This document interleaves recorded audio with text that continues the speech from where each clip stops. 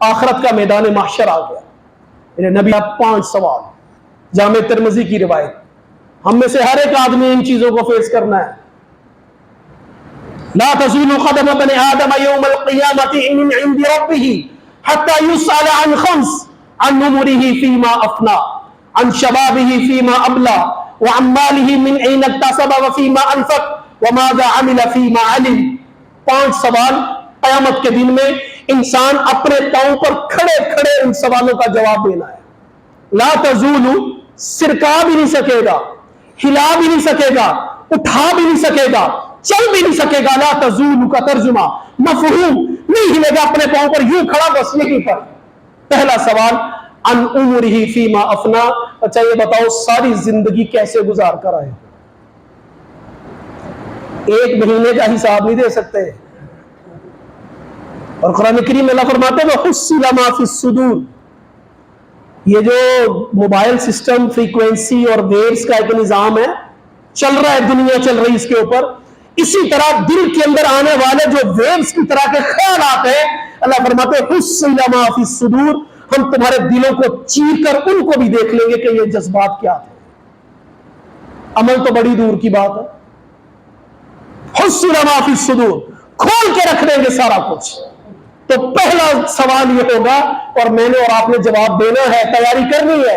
ساری زندگی کیسے گزاری؟ 50 سال، 70 سال، 45 سال، 40 سال، جتنی بھی زندگی ہوئی. دوسرا سوال عن شبابہ فیما ابلا. اس ساری زندگی میں ایک جوانی کا تمہارا پیریڈ ہم نے دیا تھا، جوانی کی ایک زندگی تھی، وہ کیسے گزاری ہے؟ غور کر کے دیکھ لیں. پوری مسجد میں نوجوان آج بھی کتنے ہیں؟ آج جمعے کا دن ہے، فجر میں دیکھا کرے ہمارے نوجوان مسجد میں کتنے ہیں، عشاء میں دیکھا کرے ہمارے نوجوان مسجدوں میں کتنے ہیں. تو جوانی کے بارے میں خاص طور پر پوچھا جانا کہ اس نے کیا کیا، اس میں جوانی کی صلاحیتیں کہاں پر لگائی. تیسرا سوال جس کے پیچھے آج ہم سارے ہلکان ہو رہے کہ مال کہاں سے کمایا. میں اس کی ایک ادنا سی مثال دے دوں.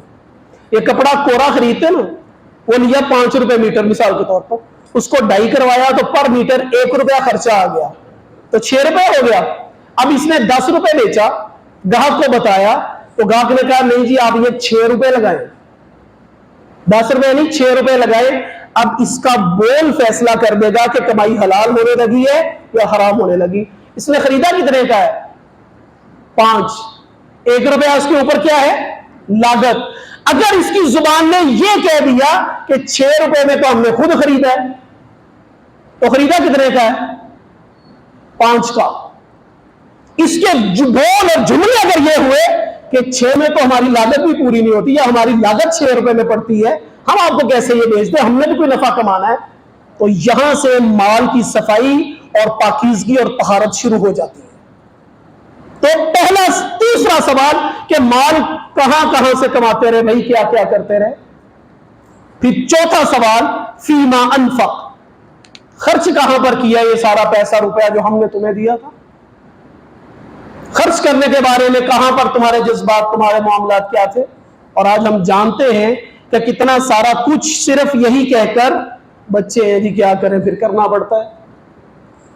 تو وہاں پر بچے نہیں آئیں گے یوم یفر المرء من اخیہ وامہ وابیہ وصاحبتہ وبنیہ لکل امرئ منہم یومئذ شأن یغنیہ یود المجرم لو یفتدی من عذاب یومئذ ببنیہ وصاحبتہ واخیہ وفصیلتہ التی تؤویہ ومن فی الارض جمیعا ثم ینجیہ.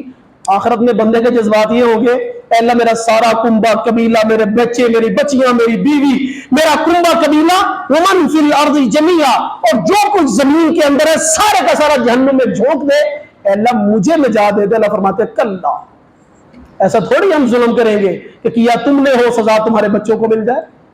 جس نے کیا ہے اسی کو بھگتنا ہے. تو چوتھا سوال ہوگا کہ تم نے مال کہاں پر خرچ کیا.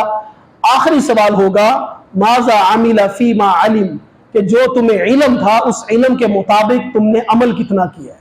ابو دردہ رضی اللہ تعالیٰ نے اس بارے میں فرمایا کرتے تھے کہ مجھے سب سے زیادہ جو ڈر لگتا ہے وہ اس بات سے لگتا ہے کہ اللہ یہ پوچھے کہ جتنا تمہیں علم تھا اتنا تم نے عمل بھی کیا یا نہیں کیا.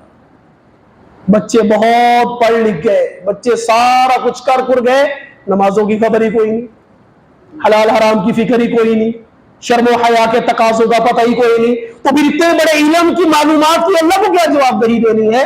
نے فرمایا 5 سوال جس کے لیے یہ زندگی ہے. ہمیں من چاہیے یا رب چاہیے؟